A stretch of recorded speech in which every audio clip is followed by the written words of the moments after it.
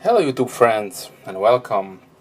In this episode of Storytime I would like to show you some of my knives that I bought through the years since I started collecting knives, and I like to share with you my story, my beginnings, and how things evolved through the time. So okay, let us start. So I started collecting knives way back, probably somewhere around mid 90s.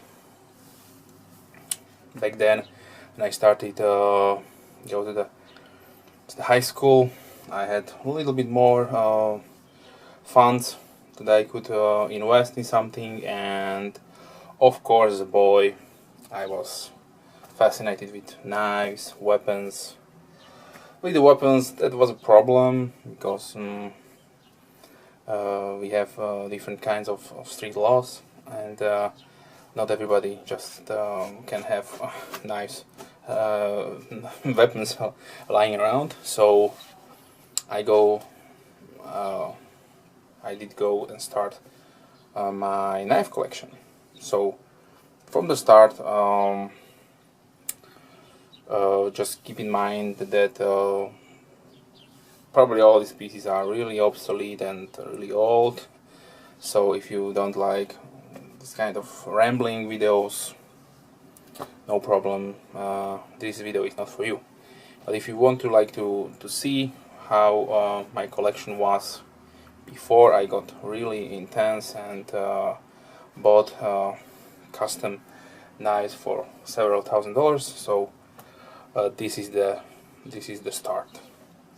So this is the evolution. Okay, so probably one of my first knives was this copy of a Buck 110 styled knife. So it has is really heavy brass, wood, and some kind of mystery steel, sharp stainless. Yes, but for all the things that I needed a knife for, this was a very good knife. My uncle did sharpen it for me, and still up to this day it is still sharp. So this is a okay steel. So then, of course, I wanted something new, something better. And when I saw in one of the shops this NATO military automatic knife, I jumped on it and I bought it.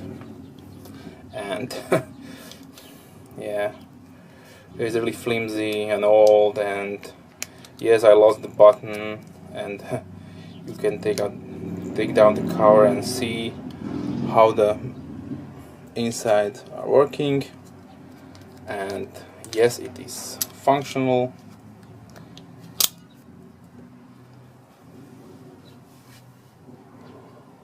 Says only rust free, so that means stainless. Yes, really interesting knife for me back then. And I regularly visited a small shop that was copying keys, and also they have sold all different kinds of things, and had also knives and some boxers and these kinds of self-defense implements. And there I found this knife. So of course I did bought it, and was my next step into the knife collecting. Had really nice wood scales and nice ergonomics. And the story behind this knife, I lended it one day to my good friend, and I said to him, "You need a knife, so here is one knife." And he was using it for around 3 years, 4 years, and then gave it back to me. He kept it in really good condition, only a few marks there. So yeah, this was a nice knife. Yes, I also wanted a fixed blade, because for camping and gardening usage. So I did find in another shop in my hometown this fixed blade. So it has just a fake leather sheath, and this is a, say, some kind of fighting style knife with a pommel, a little bit reminiscing to the K-bar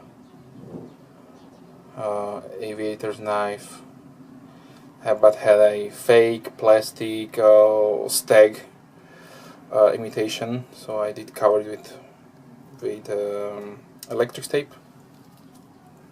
And yes, it is really small. It has a small handle, but way back then my hand was smaller also. So, and this was also sharpened by my uncle, and it's still sharp to this date. Then I also got this knife. It is from the same time period, but I got it later on. This was my grandfather's knife, and he did not carry it so much, so usually it was in the kitchen. This is an old Miko. He kept it in the knife drawer with also different kitchen knives, but it's a nice memorabilia for me. So, and yes, then I started college, university, should I say, to be more precise, and I bought few knives. Then one was my really big fixed blade. Then I did carry. Then I got a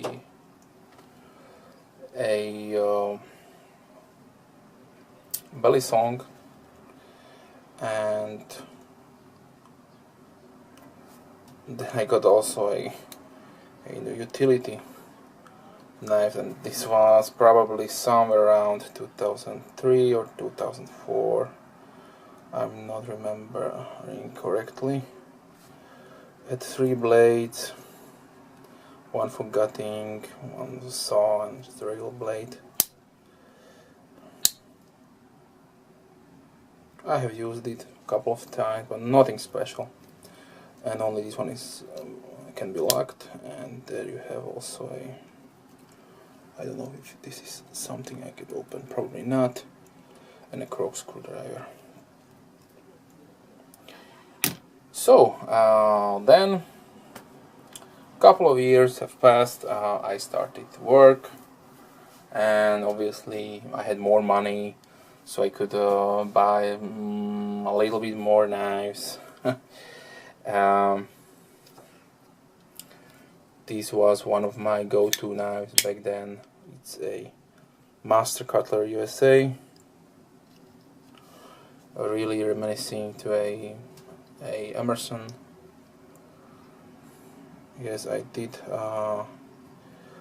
polished it a little bit out because it was completely scratched down. The story behind this knife, I did really not use it so much, so I gave it to my cousin, and so he can have a halfway decent knife, and he has used it quite a lot, carried probably every day, and therefore the black finishing on the aluminum frame was really scraped up. So I did polish it out. What was my best abilities back then. And yes, I did have the pocket clip because it was only tip up, tip down, and I wanted tip up.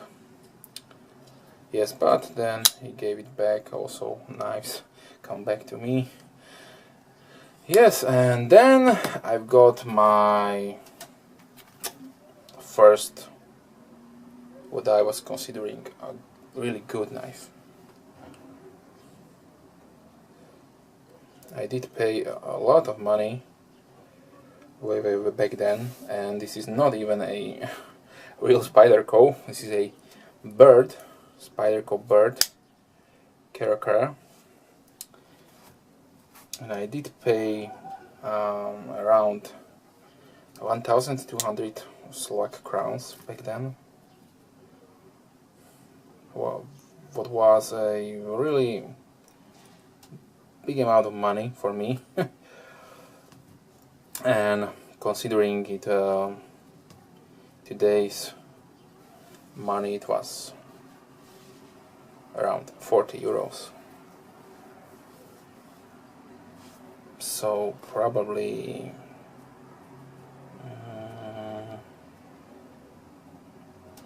around $50 back in 2006. So yeah, 10 years ago. And for some time this knife was everything what I needed.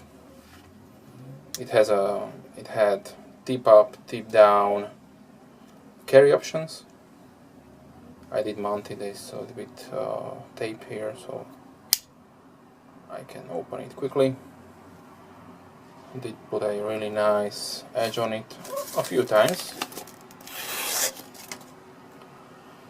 And yes, the stainless steel just takes a beating, and it was really good.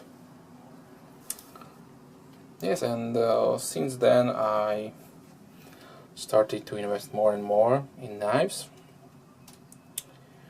and yes, I'm really proud of my collection. Even these old knives are having something special, because every single knife has a story behind it, and I have really made really good friends with some people that were interested in these things, and also continue to meet people. And for me, knife collecting is really something more than just accumulating worldly possessions. So for me, the knives are something functional, but also a art pieces. And everybody who is really passionate about something like collecting knives, stamps, watches, but that is a video, that is something for a new video that I need to make. But if you have a hobby, everybody should have hobby, and not only one but more. So because that is when you can put your passion, your enthusiasm to it. And if somebody tells you don't do it, or why are you putting so much money in knives, watches, they probably don't understand the whole deal about collecting, because collecting and possessing or owning something is only the half of the picture. The second half is planning, spending time to do the research, to wait, to accumulating money, set the goals, and then the finish is the finish line is when you get the knife you wanted. But for me it was more about the journey to come to the point when I can purchase something that I wanted, that I have worked for, and for some people it is not necessary to be in this mindset or position. Somebody just needs a dog or a cat, or have children, or having one good knife, one car, one watch, and they can be happy. But me and in my family, we are collectors, and this somebody would say is a curse, but also it's a incredible thing. And when you can fully dedicate yourself, your mind, your finances to a goal, then you will prosper, and then you can build something. And as with all the countless millions of people, everything is evolving, so also my collection is evolving. So with that note, I probably should stop so that the video is not that long. But if you liked this story, and if you want to see more episodes, just leave me a comment, make suggestions, and we will see.